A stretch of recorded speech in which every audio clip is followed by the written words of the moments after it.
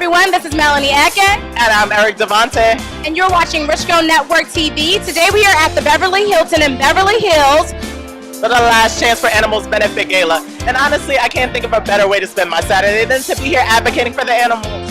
It is a definitely worthy cause. Today we are highlighting those who advocate for animals and those who save animals. So it's such an amazing event. Definitely am not for the inhumane treatment of animals, so I definitely support those who advocate for them.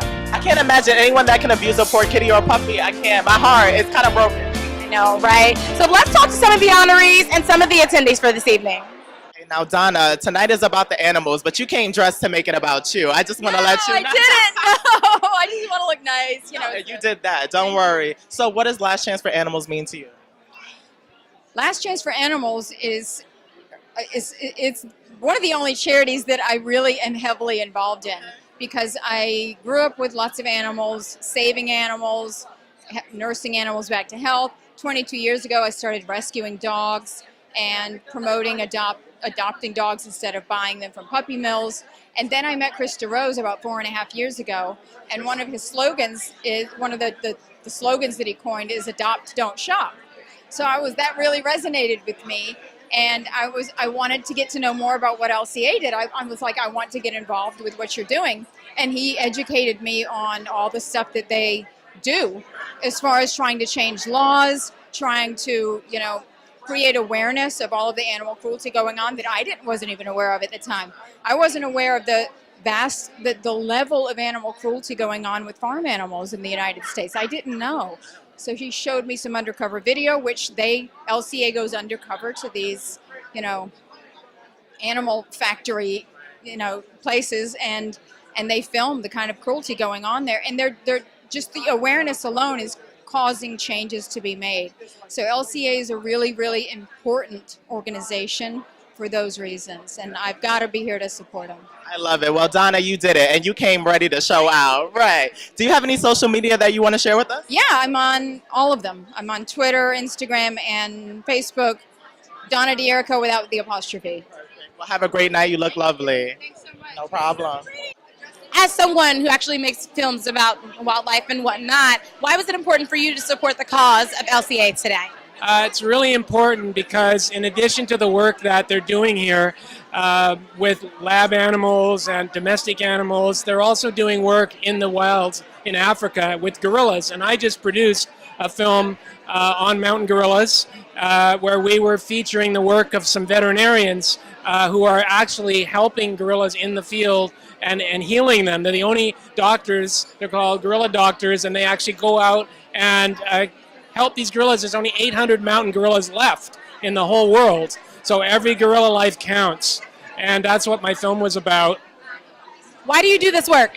I do this work, I guess part of me is I'm an adventurer and I love getting out there. I love filming these beautiful animals.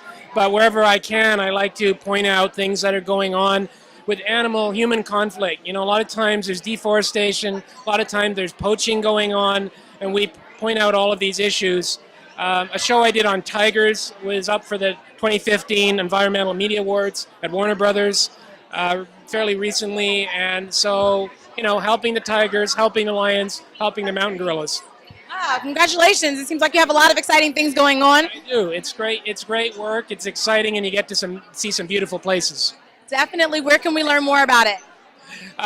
If you go to National Geographic Wild, you'll see Biggest and Baddest, which is a series, and there's 12 of them, and features biologist Niall McCann. You can read more about it. You can go to griffinproductions.com and read more about it, Gryphon, Gryphon, and that's my company, and I'm about to start a new project that's going to be helping animals.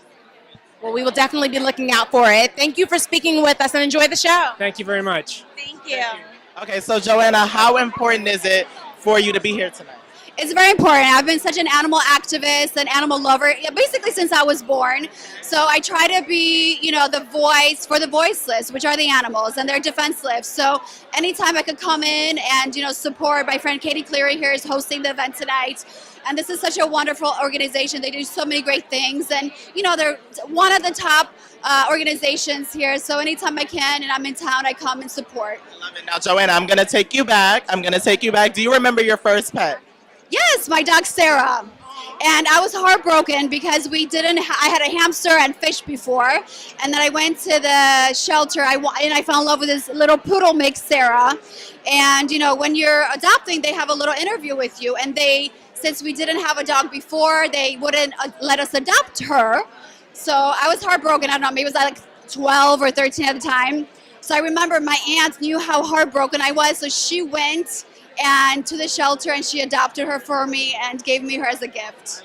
So that was beautiful. So what do you think is the most common misconception people have about the animals? What is it that you want to tell people that would get them involved in an organization like this?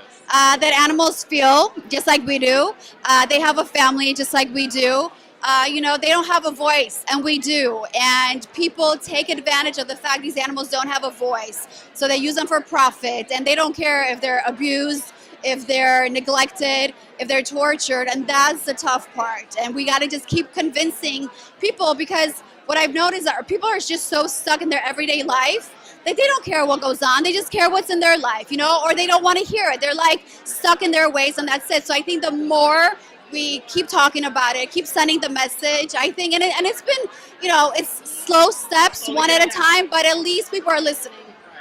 You're such a class act. Well, Joanna, do you have any social media that you want to share with us? Just my Instagram and my Twitter, which is Joanna Krupa, and my Facebook is Joanna Krupa fan page. Well, I hope you have a great evening.